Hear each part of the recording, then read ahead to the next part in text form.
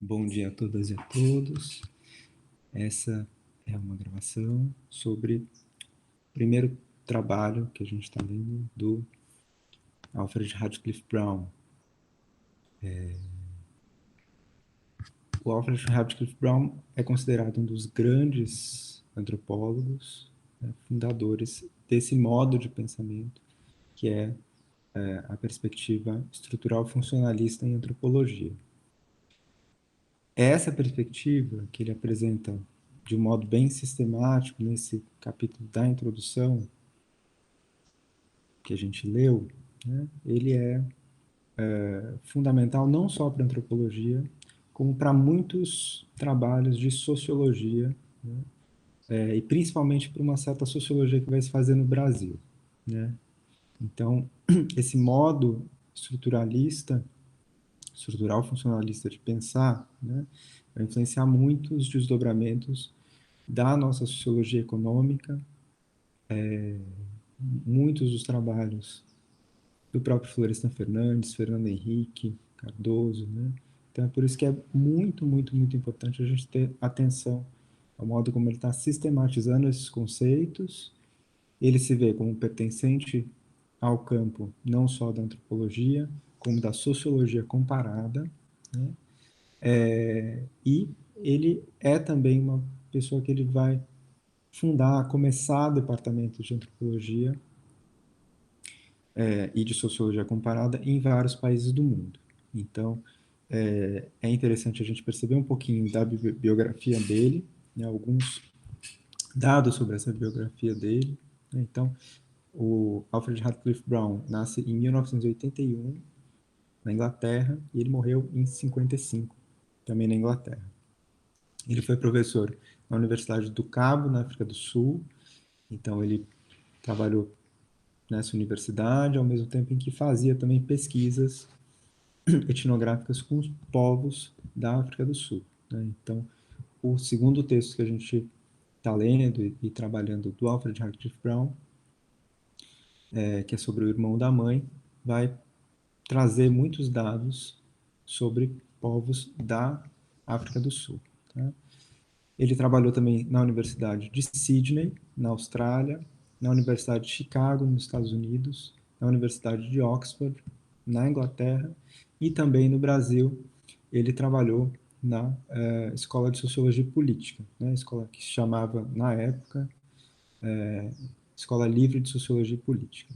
Então, ele, primeiro, né, se então a gente viu que o Bronislaw Malinowski fez os estudos iniciais dele em matemática, né, em áreas das ciências exatas, o Alfred Radcliffe Brown se dedicou no início dos estudos dele à psicologia. Existe uma área chamada psicologia cultural na época, e ele teve como grandes professores o Rivers, que é também considerado um dos grandes fundadores dessa perspectiva antropológica, né? Tanto relevante tanto para o desenvolvimento da teoria e metodologia etnográfica, quanto para as abordagens mais estrutural funcionalistas, né? E também teve como professor o Haddon. Ele começa os trabalhos de campo dele nas Ilhas Andamã, então ele vai fazer aí campos entrecortados em 2 anos, né, de 1906 até 1908, e ele realiza daí então, né, uma pesquisa de campo mais aprofundada na Austrália Ocidental, de 1910 a 1912, com um casal de biólogos, né, escritores, que é o Grant Watson e a Daisy Banks. Tá? Então, é importante vocês terem em mente, né, o modo como se fazia pesquisa de campo na época. Então, nessa trajetória dele, a gente já percebe, muitas vezes não é o antropólogo ali solitário fazendo a sua pesquisa, como foi o caso do Malinowski, mas sim um pesquisador, antropólogo, sociólogo, trabalhando em equipes multidisciplinares, né? A gente falou isso na aula introdutória desse bloco. né, que é essa concepção de etnografia, né, como o trabalho realizado por um único pesquisador é algo que vai sendo construído ao longo do século XX, muito depois do trabalho do Malinowski.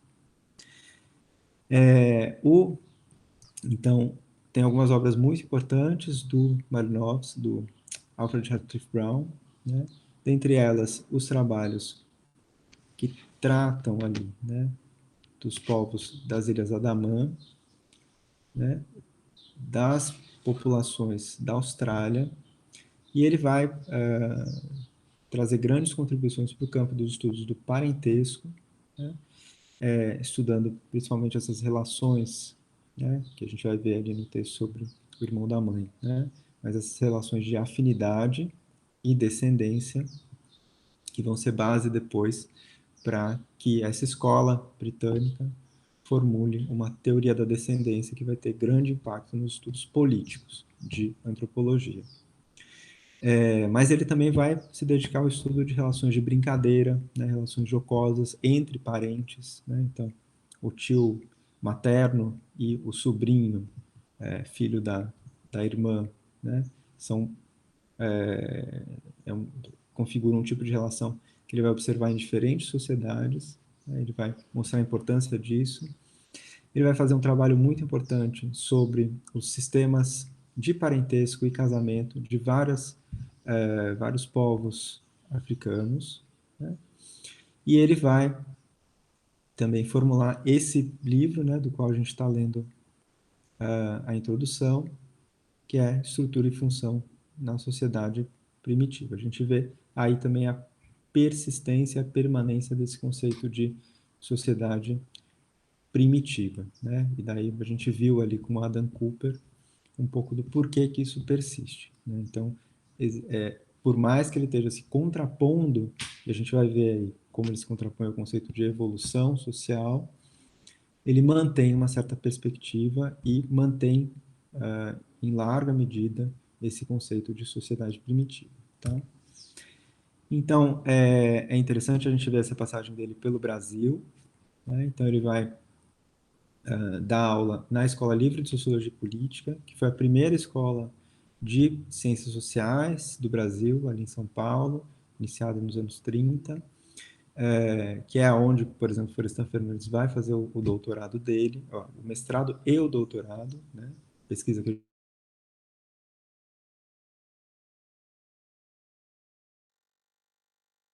então ele é professor visitante durante 2 anos, né, de 1942 a 1946, e ele se torna também, ele, um inglês, né, o Alfred Hartwig Brown, professor e diretor da cultura inglesa em São Paulo, né? Então tem esse papel que é um papel próximo ao de um representante cultural, de um adido cultural. Mas essa passagem dele tem também uma influência sobre esse campo que está surgindo no Brasil, que é o campo das ciências sociais.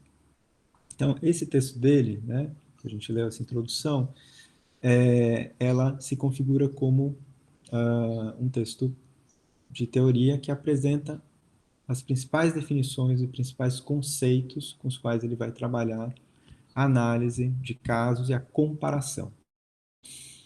Se a gente viu ali, né, o Bronislaw Malinowski trabalhando a etnografia, né, de uma região, a relação entre diferentes povos, diferentes culturas, estudo a partir de uma experiência pessoal, de observação, de reconstrução do relato, né, e de uma abordagem muito funcionalista, atenta também às instituições, às estruturas, mas, antes de mais nada, o Bronislaw Malinowski vai elaborar uma teoria da função social. Aqui a gente vai ver o Alfred Hartwig Brown muito preocupado com os conceitos analíticos, mas muito preocupado com a comparação entre diferentes sociedades, diferentes estruturas sociais. Né? Então, ele vai conceber, né, o que ele entende por ser uma teoria, e ele vai definir para a gente. Né? Então, teoria é um esquema de interpretação, a compreensão de fenômenos da mesma espécie, né? E daí, no caso, ele vai trabalhar com sociedades diferentes e ele vai perceber a co-ocorrência de fenômenos semelhantes, né? Como esse das relações entre sobrinho e irmão da mãe, né? Então, ele vai apresentar para a gente um conjunto de conceitos analíticos, né? Então, primeiro, ele vai trazer para a gente uma definição da relação entre esse campo da filosofia, da sociologia comparada, na relação com a história, né? Então, ele vai diferenciar esse campo em que ele está se situando do campo da história. Então, ele vai falar que a história, né, seria o estudo dos registros e monumentos para o entendimento de fatos passados. Ele vai trazer um entendimento da arqueologia, situada no campo da antropologia, né, da arqueologia pré-histórica, ele vai falar, o conhecimento do passado pré-histórico, né? A gente viu um pouquinho da importância da arqueologia para a antropologia, também ali na discussão do Adam Cooper, né, sobre esse mito da sociedade primitiva, né? E ele está em contínuo diálogo com a arqueologia.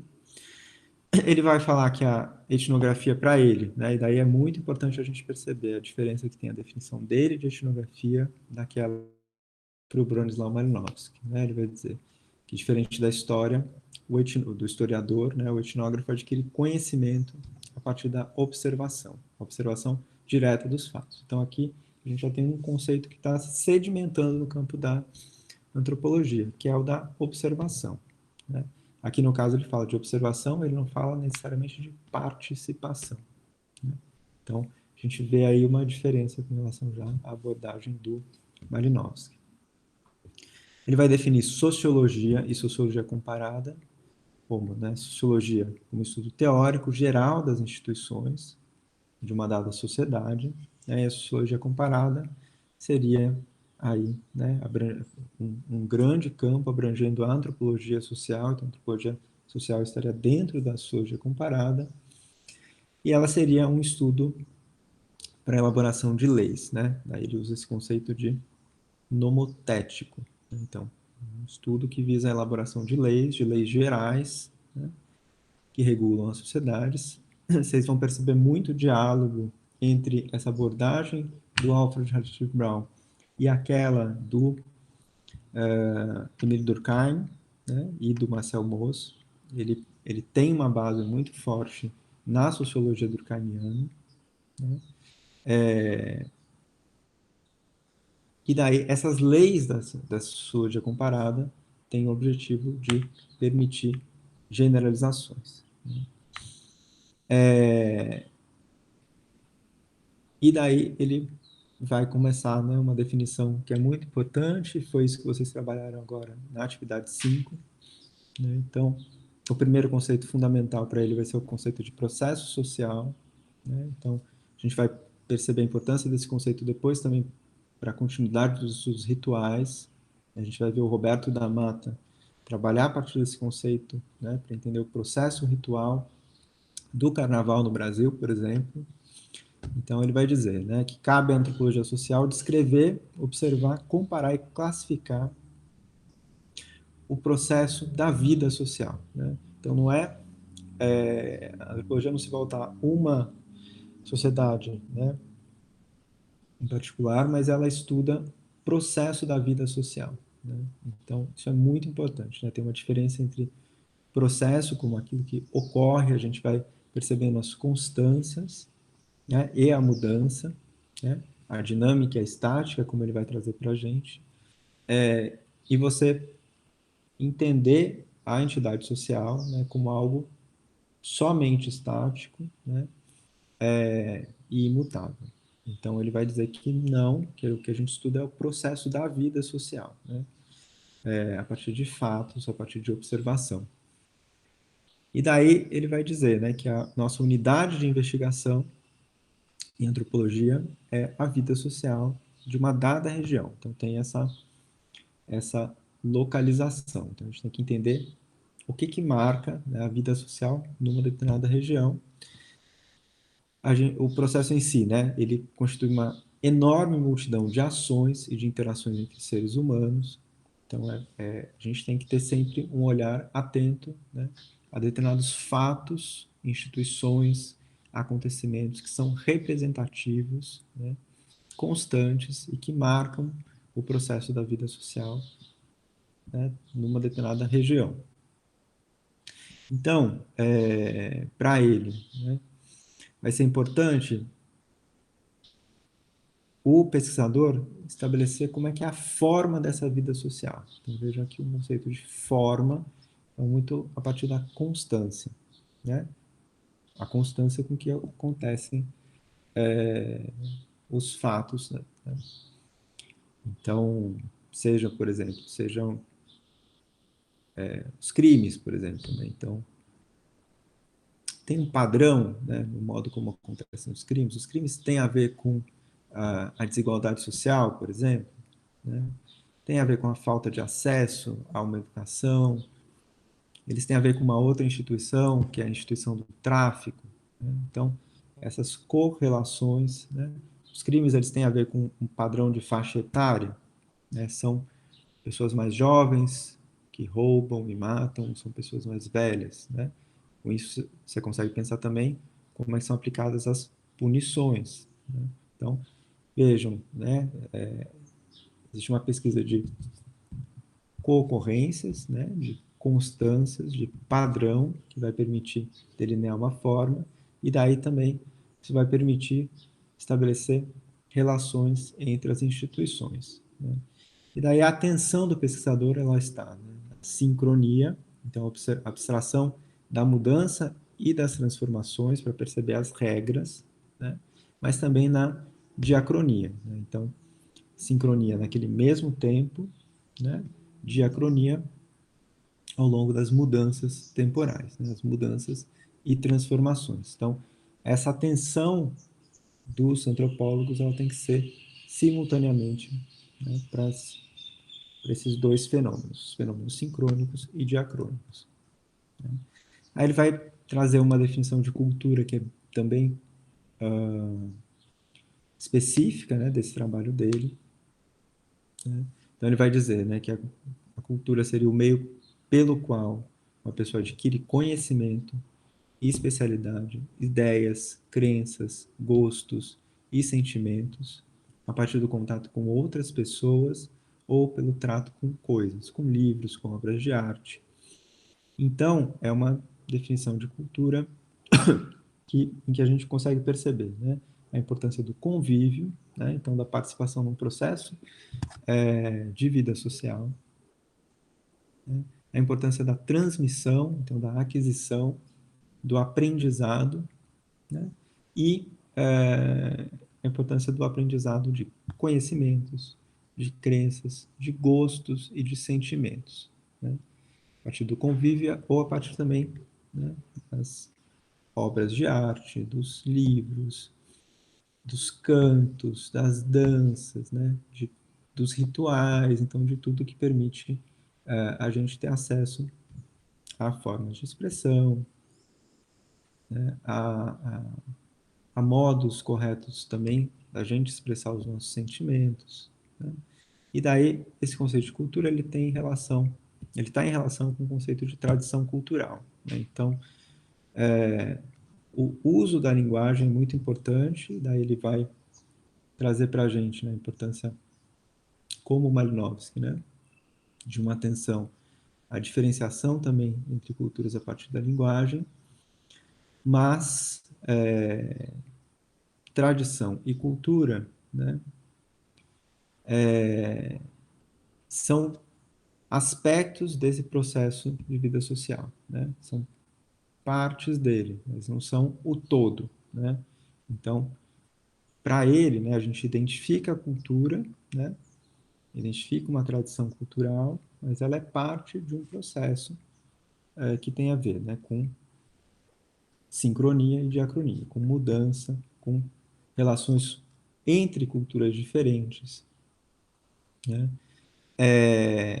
E a cultura ela permite, então, se a linguagem é um traço fundamental para a gente perceber as diferenças culturais, a cultura ela marca também, de modo mais abrangente, a diferença entre a vida social humana e a vida social dos animais, né? Então, justamente por isso, né? pela capacidade que se tem de aquisição de conhecimento, né? De aquisição de habilidades, ideias, de crenças, de gostos, de sentimentos e também de transmissão disso, né? De todo esse conjunto a partir do convívio, a partir de instituições, mas também a partir de veículos, né, que são repositórios desses conhecimentos. Então, os livros e objetos de arte. Né? Na nossa sociedade, a gente pode pensar muito também nos acervos, nas mídias digitais. Né? Então, ele define para a gente um conceito muito sintético de cultura. Né? A partir disso, dá para pensar muita coisa. E existem, ele vai dizer que existem modos aprendidos também, né? Então a gente aprende a pensar, a gente aprende a sentir, a gente aprende a atuar socialmente, né? Então tem essa dimensão de aprendizado. Então esse convívio é muito importante, mas essa transmissão ela não é automática, né? Ela depende de você aprender a pensar, aprender a sentir, né? Então tem uma dimensão muito grande de aprendizado. Outro conceito muito importante que ele traz para a gente é o conceito de sistema social. Então, que vai ser para ele essa feição da forma de vida social.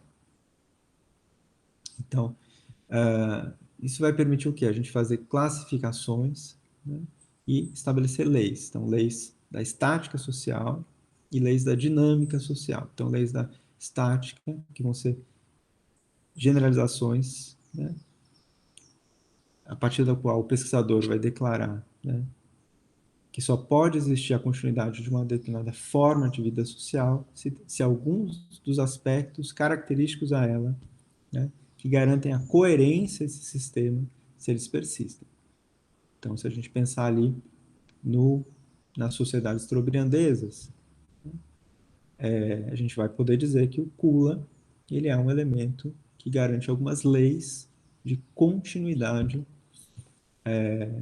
social, né, de continuidade dessa estática social, né, então, que permitem que essa forma social se mantenha. Então, isso é o que ele está chamando de sistema. Né? E daí ele vai dizer para a gente que o pesquisador pode também trazer leis da dinâmica social. Né? Então, generalizações sobre como os sistemas se transformam. Então, aí no caso, né,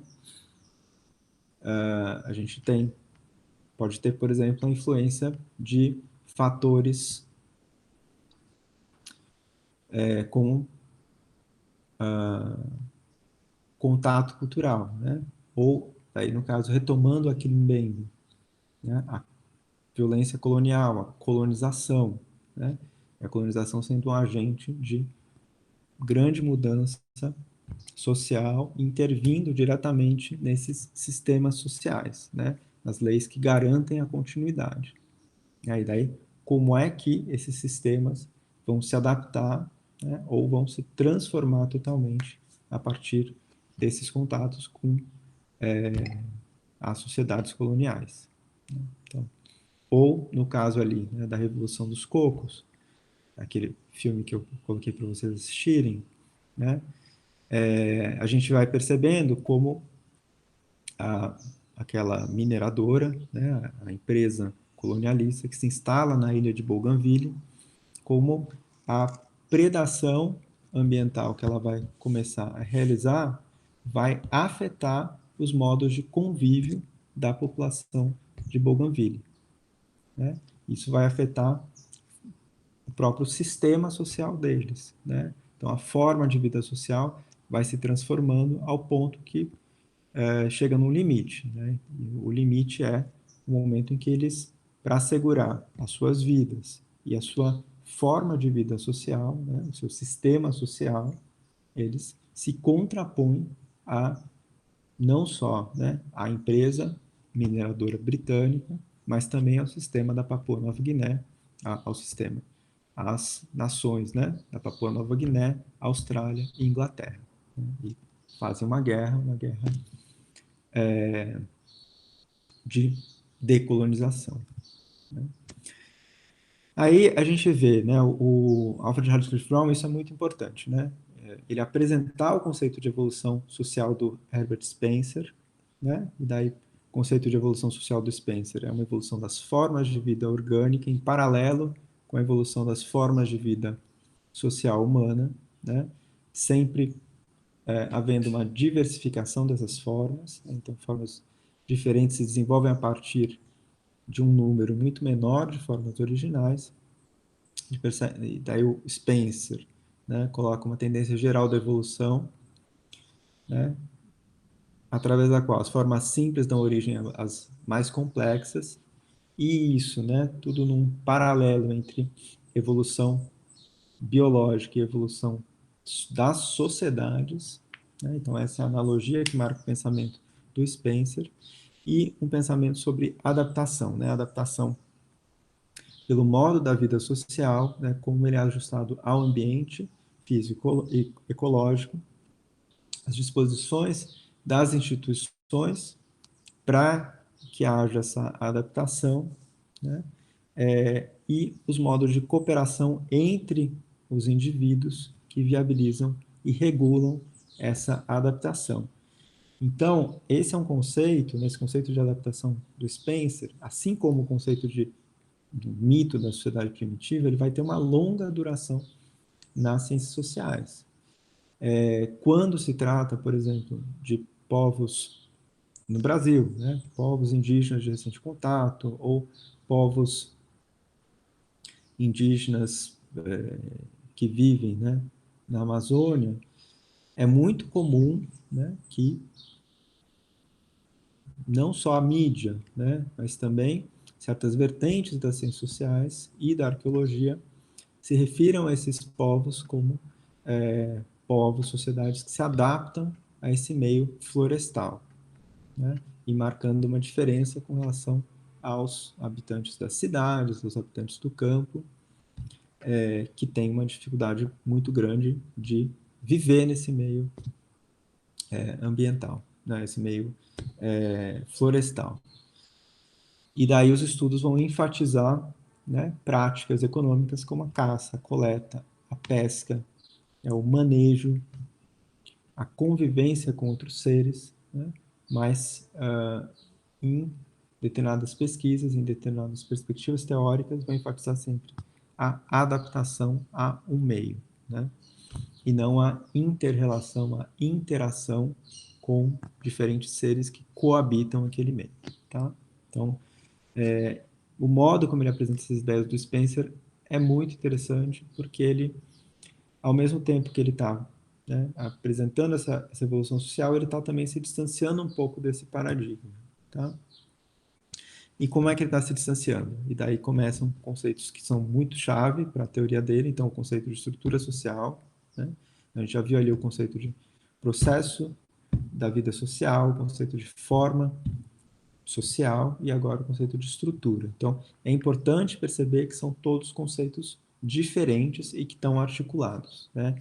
E daí ele vai apresentar o conceito de estrutura social para a gente como um ajuste ordenado das partes ou componentes, né? Então, componentes ou partes seriam as pessoas, mas não as pessoas de carne e osso, mas sim as posições sociais ocupadas numa determinada estrutura, né? Um conceito que vai ser desenvolvido depois em ciências sociais como o conceito de papel social. Depois, mais tarde, vocês vão estudar um grande teórico, um grande sociólogo, socioantropólogo, né, norte-americano chamado Irving Goffman, que vai desenvolver toda uma teoria sobre os papéis sociais, né, e a atuação na vida social.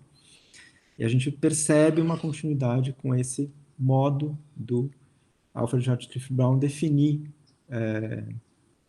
essa noção de estrutura social, né, e das posições que as pessoas ocupam nessa estrutura social, né? Então, existe uma continuidade social nesses papéis, nessas posições, né, e o ajustamento de, de pessoas que ocupam essas posições umas com as outras, né? E daí ele vai comparar, vai fazer essa analogia com o corpo humano. Isso está em linha de continuidade com o evolucionismo, né? Essa analogia com o corpo humano. Então, ele vai dizer que as relações sociais constituem a estrutura social como determinada pelo processo social e que a conduta das pessoas que ocupam essas posições é controlada por regras, normas e padrões, né, que vão constituir as instituições, né? Então, a instituição, para ele, não é necessariamente a instituição jurídica de uma sociedade, né? O poder, né? Ou os partidos políticos, né? Não é em si, isso não constitui em si uma instituição, mas os papéis que as pessoas ocupam, as posições que elas ocupam e as regras que regem essa relação entre elas no âmbito de uma instituição, né? Então, é uma instituição configurada, né? Por exemplo, os partidos políticos seriam estruturados a partir das posições que políticos, mas não só políticos, né?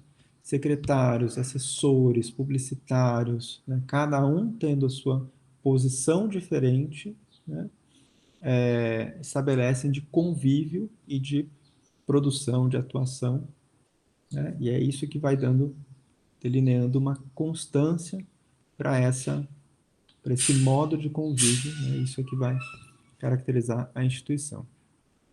Então, as instituições para ele, né, vão constituir normas, né, normas de conduta, e vão permitir a gente identificar grupos ou classes sociais, né? E daí essas classes podem ser classes econômicas, classes de parentesco, como é o caso do irmão da mãe, né? Classes, como no caso dos políticos, né? Grupos sociais como grupos etários, né? Os jovens, os anciões, né? E daí ele vai apresentar para a gente uma noção de organização social, né? Então, como um ajustamento de atividades em contraste com a instituição, que é um ajustamento de pessoas, né? Então, vejam, né? Então, a gente tem uma instituição, né? Que então vai ser esse ajustamento de posições sociais entre pessoas que se correlacionam ali dentro e uma organização social, né, sendo pensada como um ajustamento de atividade, né, de ações, né, desempenhadas por essas pessoas. Então, a noção de função, né, que se apresenta por aí é de que cada pessoa tem uma função social, mas essa função social se dá a partir da posição que ela ocupa e também das atividades que ela desempenha. Então vejam, né, a função ela está totalmente integrada com esse conceito de estrutura social e de organização social, né? E ele vai dizer que é essa correlação que vai delinear um sistema estrutural, né? E que a gente tem interesse em estudar esse sistema estrutural. Então, a função é interesse, a gente se interessa, né, ao estudar a função social, as organizações e as atividades sociais como um sistema de funções, né? Então, esse sistema tem uma analogia com a vida orgânica, né, com o processo vital do organismo, então sempre essa analogia com o corpo humano. Existe uma interconexão entre, né, a estrutura social e o processo da vida social. Então, função é um conceito-chave porque ele permite correlacionar processo, estrutura e função, né? Então, esses seriam componentes dessa teoria, né? De uma teoria sobre os sistemas sociais humanos, aí eles estariam totalmente interrelacionados, né? Porque função seria utilizado para a gente entender, né, as relações de um processo e de uma estrutura social, né? Então, isso é muito importante, né? Então, a gente ocupa posições, mas a gente também realiza atividades. Então, isso é que marca, né? E é a partir dessas posições que a gente ocupa, em relação às posições que outros ocupam, né, é que a gente atua e tem as nossas atividades a partir de regras de conduta, de leis, de padrões, né, que mostram para a gente o que é certo, o que é errado, o que é fazer bem uma atividade, o que é, né, não fazer bem, né, de modo não competente, né? Tudo isso vai gerando uma regulação no nosso modo de atuar, né? Então, vocês imaginem, por exemplo, né, um policial, mas que não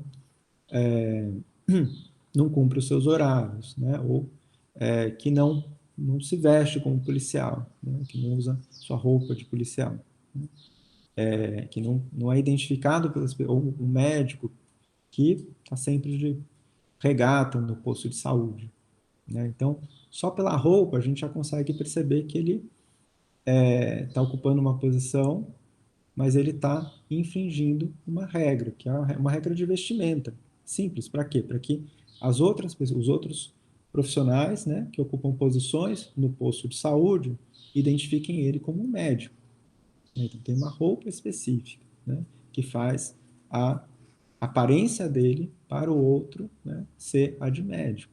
Então, existe a formação e ele sempre vai colocar ali no consultório dele, né, o diploma que atesta a formação dele, mas ele tem também que ter uma gestualidade, uma vestimenta, né, se comunicar com os pacientes de um determinado modo, né? Assim como o policial também tem um determinado modo de comunicação esperado, né? O professor, né? Vejam, eles ocupam posições, mas eles desempenham atividades, né? E isso é correlacionado a partir de uma função. Então, daí o médico tem uma função social e que vai ser a de conduzir tratamentos e diagnósticos em determinados estabelecimentos, hospitais, unidades básicas de saúde, né, distritos sanitários de saúde, né, mesma coisa policial. Então, isso é muito importante, né, porque é uma teoria do processo da vida social. Então, tem um modo de identificar, né, essas posições e essas formas de atuação, essa estrutura social e essa organização social. Tá? E tudo isso sendo visto do ponto de vista interrelacional. Né? Então, é isso por hoje. Concluam essa atividade 5. Espero que essa aula gravada tenha ajudado vocês também na conclusão dessa atividade 5. E qualquer coisa estou à disposição ali pelo fórum Dúvidas e Descobertas. Bom dia e muito obrigado.